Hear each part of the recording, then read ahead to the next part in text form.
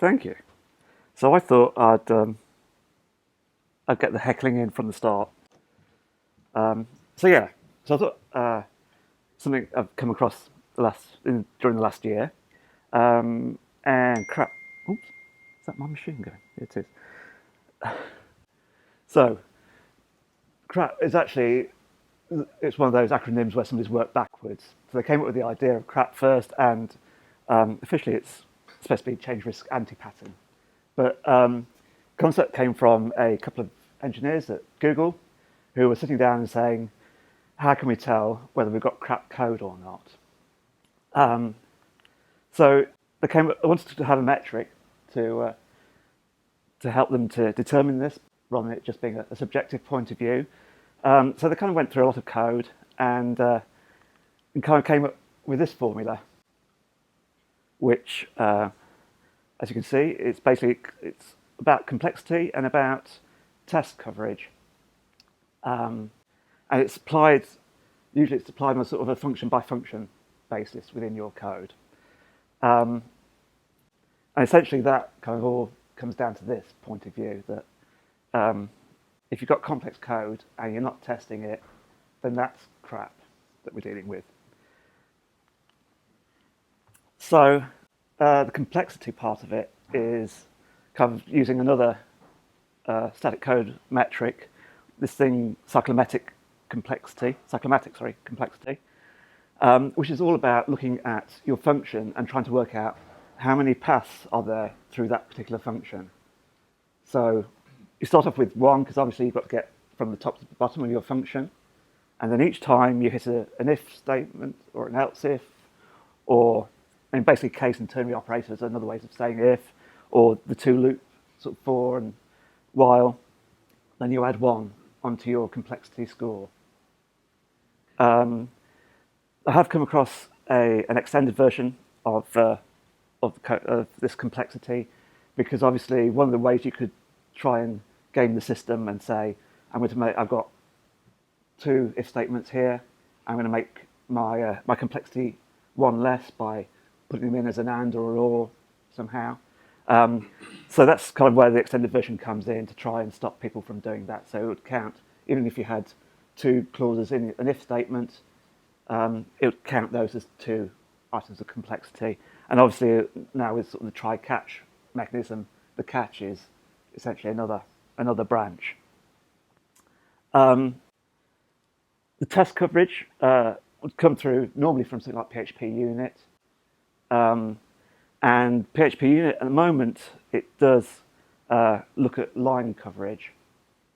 And you can sort of see from this kind of vaguely pseudocode,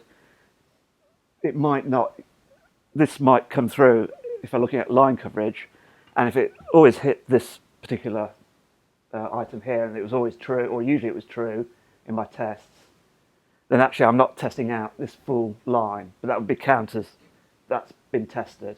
So hopefully it can kind of progress on from there and actually be opcode coverage, so we could actually say which parts of the line have been or haven't been covered.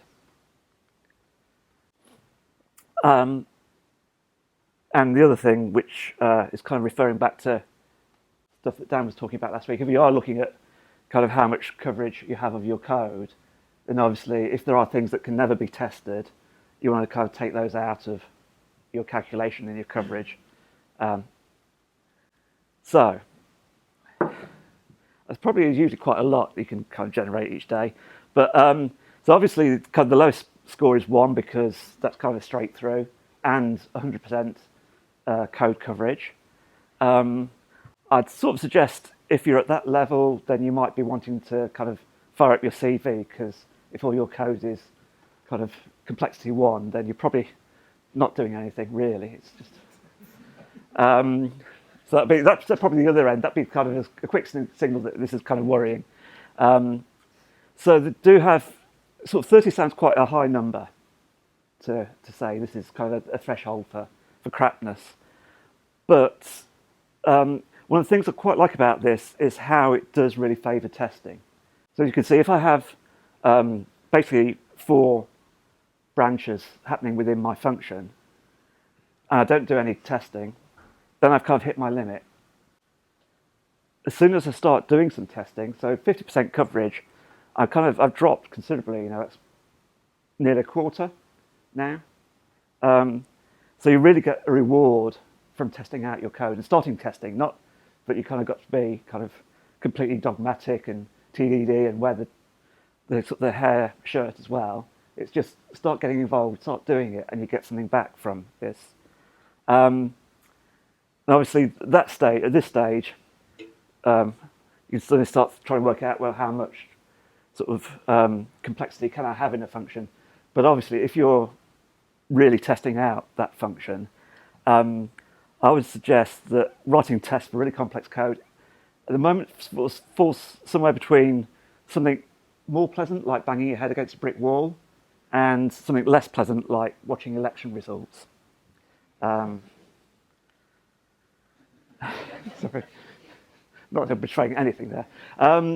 So obviously, if you started off trying to assess how your code is working and you haven't got any tests, then obviously you're kind of in a cycle there that complex code makes testing hard. Refactoring code without any tests, and that's incredibly risky. You don't want to do that. But there are some ways of starting out. Again, as I was saying before, just doing some testing is a help, and that you kind of get that feedback from this crap index that actually, things have improved, things are getting better, and it's not as bad as I thought it was at first. And obviously, if you had, as you'll see later, I quite like sort of guard statements at the top of my functions to say, if it's not the right sort of thing, then get out. And if you had maybe 3-4 of those, then your overall function becomes complex before you've actually got into the meat of it.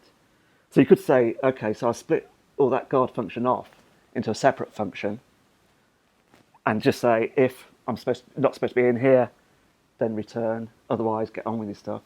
So you could break up that larger complex function into smaller ones, not reorder anything, just keep it kind of more or less as it would be run if it was still in that function. And again, you're starting to get sort of lower complexity, and suddenly it feels like, okay, so I've got a small thing I can test there, that's more manageable, I can get on with that. How am I doing for time? I think I probably need to speed up. And then other ways, so coverage, I say, gives you a lot of scope with this. Other things about lowering complexity. So again, I like guard statements. So sometimes you kind of see this scattered around PHP a lot. Make sure that whatever is being passed in isn't null. And I think maybe last year or the year before, there was a talk here about these things, monads, maybe monad. So it's an alternative way of doing it. So basically, I put whatever that thing is in there. This bind won't run that if thing is null. So I've kind of got that checking that is it null or not. It's kind of all nicely wrapped up. Simpler code, looks nicer.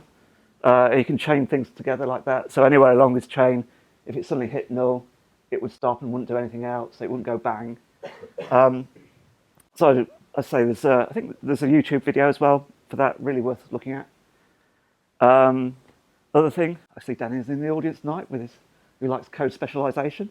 So quite often you see this sort of thing around, that people pass emails around their functions, and they pass them as strings, email addresses. And obviously the first thing that you do, probably after you've done your sort of first batch of sending out emails, is you start to panic and think, is it actually an email address? I don't trust this coming in. And so you check it. So another way, getting rid of that if statement, is by creating an email. Thank you, I've got a thumbs up there. By creating an email class. So when I pass the string into the email class, it says, is this a valid email or not? It does all that work. It's all in one place. Everywhere else that refers to an email can ignore that and just know that it's working. This one I have worked in the recent past with a popular platform which begins with D and ends with L and has some letters in between. And it likes hooks, and you see this thing happen a lot of times with there. I've seen it's like in Drupal you have this pre-process function or hooks you can have. Yes, with a client I won't mention earlier this year, I saw kind of one big pre-process hook, and it just went through and said, if this thing is a node, then do this. If it's a user, do this. If it's a tag, do this.